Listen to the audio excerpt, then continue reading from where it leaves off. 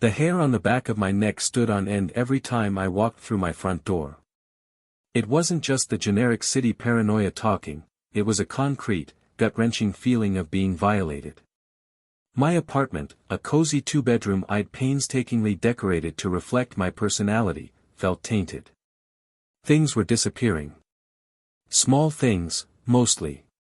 A bottle of my expensive cologne, a signed basketball from my college days, even a pair of my lucky socks. At first, I chalked it up to absent-mindedness, misplacement.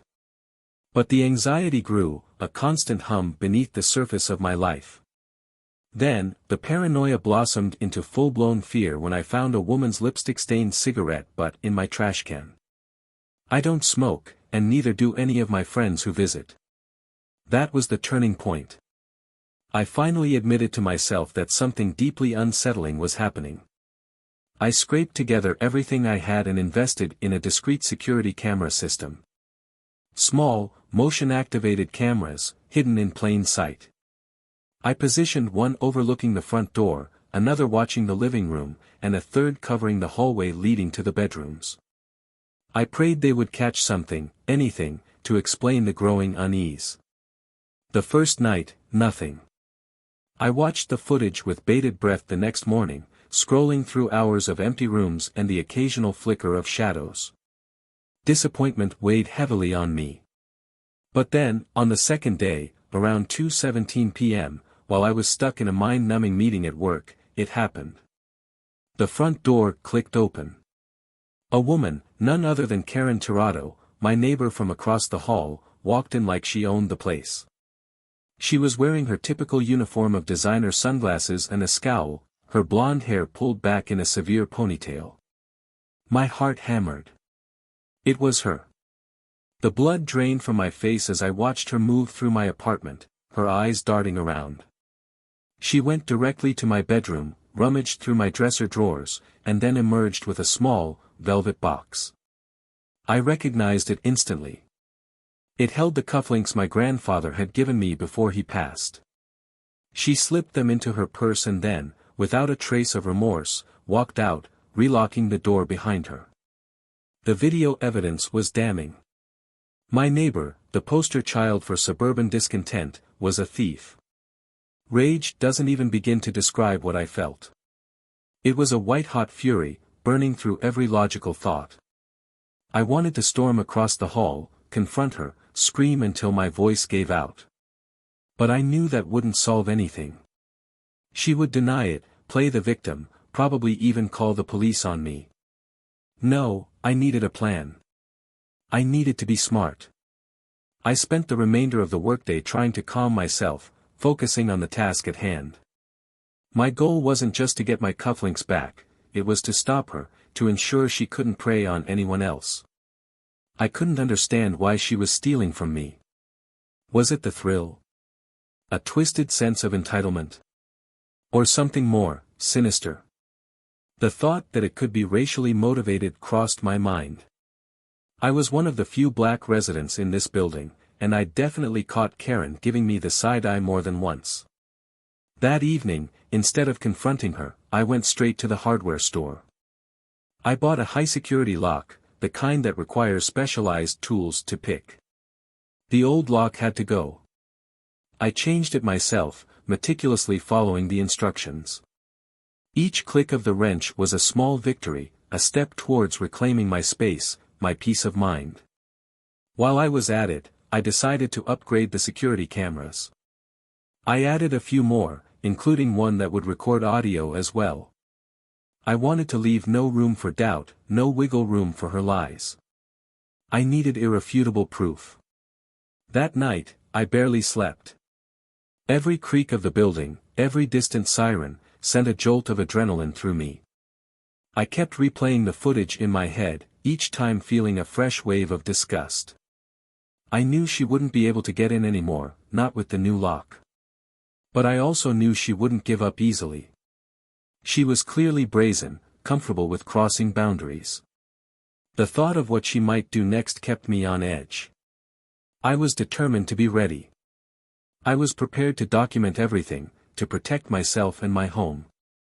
The anticipation was a heavy weight, but beneath it, a steely resolve was forming. I would not be intimidated. I would not be victimized. I would expose her. The next morning, I went to work with a mixture of dread and anticipation. I knew Karen would try something. I just didn't know when or how. I checked the security camera footage religiously throughout the day, refreshing the app every few minutes. Nothing. The hours crawled by, each one amplifying my anxiety. Was she waiting for me to let my guard down? Was she planning something even more elaborate? Then, around 3 p.m., the alert popped up on my phone. Motion detected at the front door. My heart leaped into my throat. I quickly pulled up the live feed. There she was, Karen, standing in the hallway, her face contorted in a mask of frustration. She jiggled the doorknob, then pulled out a set of keys, trying each one in turn. None of them worked. I could almost hear her cursing under her breath. I watched as she leaned in, attempting to pick the lock with a thin, metal tool. Clearly, her previous method of entry wasn't working anymore. After several failed attempts, she gave up, slamming her fist against the door in a fit of rage. Then, she did something unexpected. She pulled out her phone and made a call. I zoomed in on the screen, hoping to catch a glimpse of the number.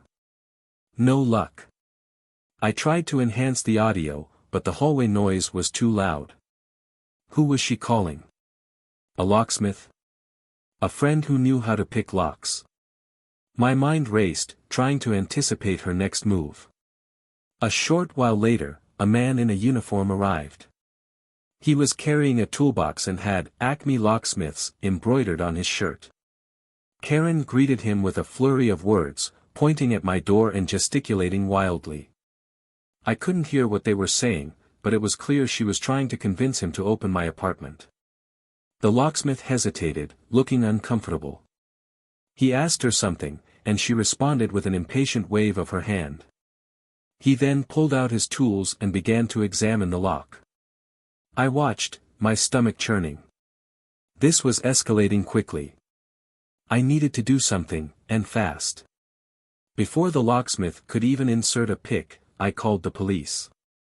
I explained the situation as calmly as I could, emphasizing that my neighbor was attempting to illegally enter my apartment with the help of a locksmith. I gave them the address and the apartment number, urging them to send someone immediately. I continued watching the live feed, my heart pounding. The locksmith seemed to be having trouble with the new lock. He kept shaking his head, muttering to himself. Karen was growing. Increasingly agitated, pacing back and forth in the hallway. Finally, the locksmith straightened up and said something to her. I could tell from her reaction that it wasn't what she wanted to hear. She started yelling at him, her voice rising to a shrill pitch. He tried to calm her down, but she wouldn't listen.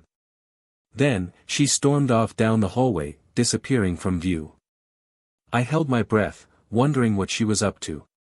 A few moments later, she reappeared, carrying something behind her back. As she got closer, I saw it. A baseball bat. My blood ran cold. This wasn't just about theft anymore. This was about something far more dangerous. She raised the bat above her head, her eyes blazing with fury. "I'm going to teach you a lesson, you racial slur," she screamed, charging towards my door. The locksmith, startled by her outburst, jumped back in alarm. I felt adrenaline surge through my veins. I grabbed my phone, ready to record everything. She swung the bat at the door, hitting it with a loud thud. The door shuddered, but the new lock held. She swung again, and again, each blow fueled by rage. The wood around the lock began to splinter. I knew it wouldn't hold for long. Just as she was about to swing again, I heard sirens in the distance. They were getting closer. Karen paused, her eyes darting around nervously. She hesitated for a moment, then raised the bat again. But before she could swing, the police arrived. 2 officers, a man and a woman, rushed out of the elevator, guns drawn. "Police! "Drop the bat," the male officer yelled, his voice firm and commanding. Karen froze, her eyes wide with panic. She slowly lowered the bat, her hands trembling. The female officer quickly moved forward and disarmed her, securing the bat. "Ma'am, you're under arrest for attempted breaking and entering, property damage, and assault," the male officer announced, handcuffing her without resistance. The locksmith, still visibly shaken, was questioned by another officer who arrived on the scene. I opened my door, my hands shaking, and gave my statement, showing the officers the video evidence from my security cameras. I explained how Karen had been breaking into my apartment for weeks, stealing my belongings. I told them about the lipstick-stained cigarette butt and the new lock I had installed. The officers listened patiently, taking notes and examining the damaged door. Karen, now sobbing hysterically, began to rant and rave, spewing a torrent of racist slurs and accusations. She denied everything, claiming I was lying, that I had set her up. But the video evidence was irrefutable. The officers didn't buy her story for a second. As they led her away in handcuffs, she locked eyes with me, her expression filled with hatred. "You haven't seen the last of me, racial slur," she screamed, before being shoved into the back of the police car. I watched as the car pulled away, a wave of relief washing over me. It was finally over. Or so I thought. As the police were taking the Karen and her locksmith away, one of the police officers approached me and stated that they were going to give this locksmith more questioning, since the locksmith seemed like he knew about the Karen's intentions. The next few weeks were a whirlwind of legal proceedings. I had to testify in court, present the video evidence, and recount the events leading up to Karen's arrest. Her lawyer tried to paint her as a victim, claiming she was mentally unstable and had acted out of character. But the prosecution was prepared. They presented evidence of her prior history of harassment and petty theft, painting a clear picture of a woman with a deeply ingrained sense of entitlement and a blatant disregard for the law. The locksmith, after being pressured by the police, had finally cracked and admitted that Karen had told him she was the leaseholder of the apartment and needed entry. He later confessed that he had previously heard racist language come out of the mouth of Karen when he installed her locks in her apartment. The judge had ruled that because Karen's hate crimes were not dealt with in the past, she will be punished for it now with the attempted breaking and entering along with the property damage to Justin's door and her assault with the baseball bat. She will be sentenced to 30 years in jail. The community expressed their joy and their gratitude to Justin for exposing their racist neighbor who had been causing problems to the neighborhood. Finally, the verdict came down. Karen was found guilty on all charges: attempted breaking and entering, property damage, assault with a deadly weapon, and hate crimes. The judge sentenced her to a lengthy prison term, ensuring she would be off the streets for a long time. As she was led away, she didn't look at me. There was no more defiance in her eyes, only shame and defeat.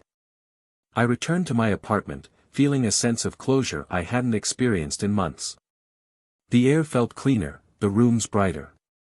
I replaced the damaged door and upgraded the security system again, not out of fear, but out of a renewed sense of ownership. My home was mine again, safe and secure. I knew that the scars of what had happened would take time to heal.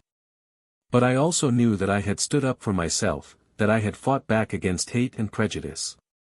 And that, in the end, was a victory worth celebrating. I finally had peace of mind, knowing that justice had been served. I could finally move on with my life, free from the shadow of Karen Tirado.